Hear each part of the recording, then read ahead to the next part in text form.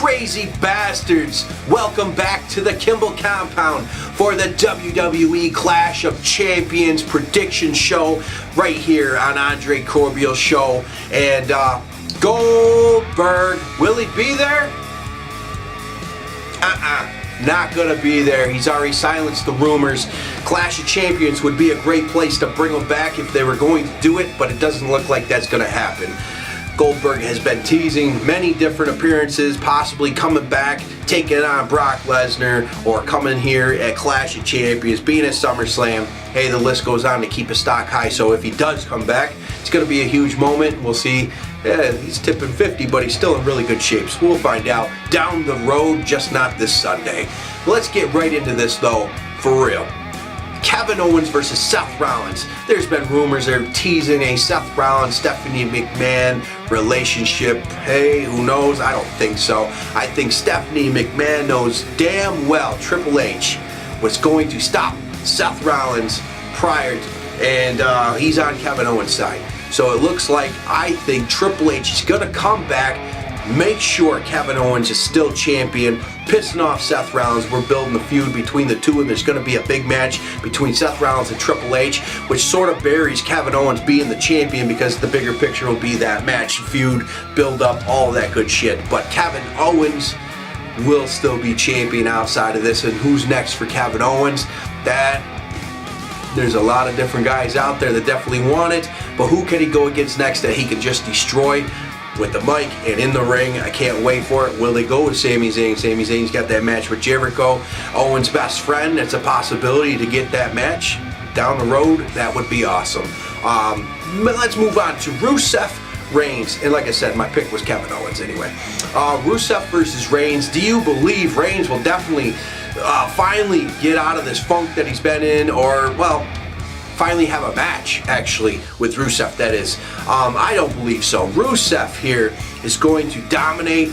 Reigns will look good, but Rusev will get the best of him here, and Reigns is going to lose some matches, and it's going to make the crowd feel pretty good about it. So I think it's going to happen for sure. Rusev is retaining this title, and he's going to be carrying it for quite a while. And it's good. It's good for business, definitely.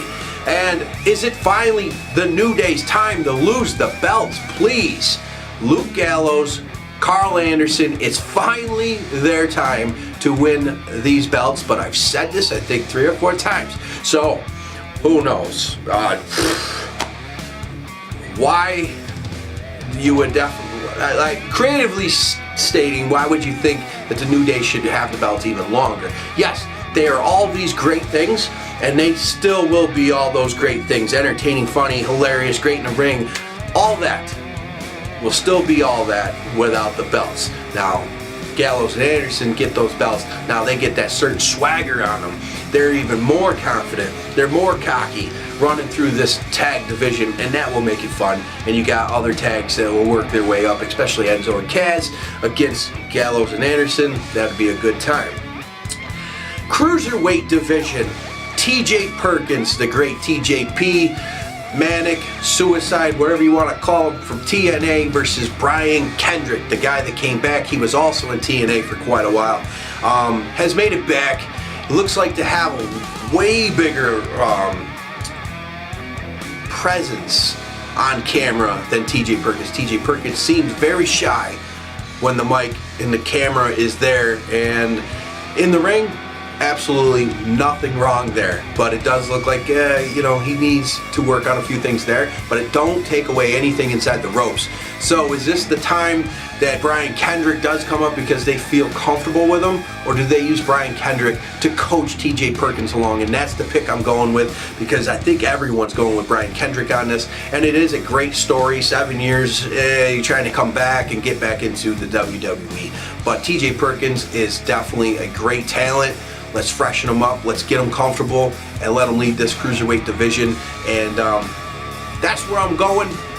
Brian Kendrick, who knows? It would be a great story if he does win it, but who's next for him? That's just the way I see it. Then Sami Zayn versus Chris Jericho, and Jericho's just on fire. I don't believe, it doesn't even matter win or lose here, really, either guy. But Jericho, I think, is going... You know what? Now that I'm thinking about the Kevin Owens match, Sami Zayn winning would get him a title shot possibly, because he just beat his best friend. Now why doesn't he get a chance at taking on the Universal Champion? That would be good. Let's do it. I'm going with Sami Zayn, switching it up right now. Jericho's on the list, and sorry, drink it in, man.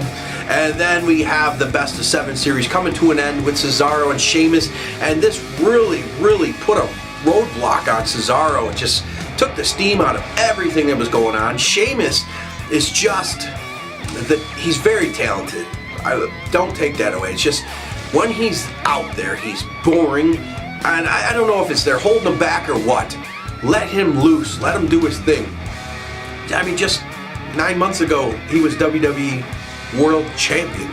Let this guy do it. He wasn't that good then either. But the point is, Cesaro's going to take this one. It's supposed to be that good Rocky Balboa type story, and he overcomes the odds. And yeah, hopefully Cesaro gets back on track. I think this was a backpedal. So what do you guys think? Comment down below. Is Cesaro going to finally make it up into the Universal title picture, or even the United States Championship? Will he get that back possibly down the road in the next 12 months? Maybe. I say shoot him toward the Universal title. That would be fun. But Owens comes off more as a face because the crowd loves him. So yeah, what do you do there? I think the Sami Zayn Owens will always work, so that would be best coming up. So Bayley versus Sasha versus Charlotte. I think here in the end, Dana Brooke's going to fuck it up and Charlotte's going to retain, but this will be a fuck up where she finally does something good.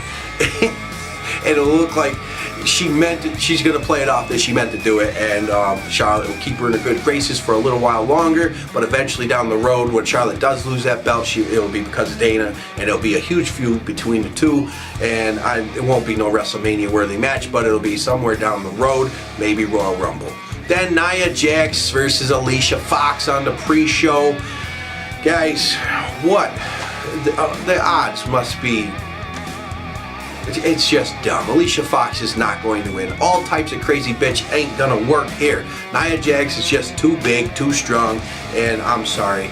Bayley made it believable when she had her matches down in NXT against Nia Jax, but I don't see Alicia Fox doing her couple moves that she has.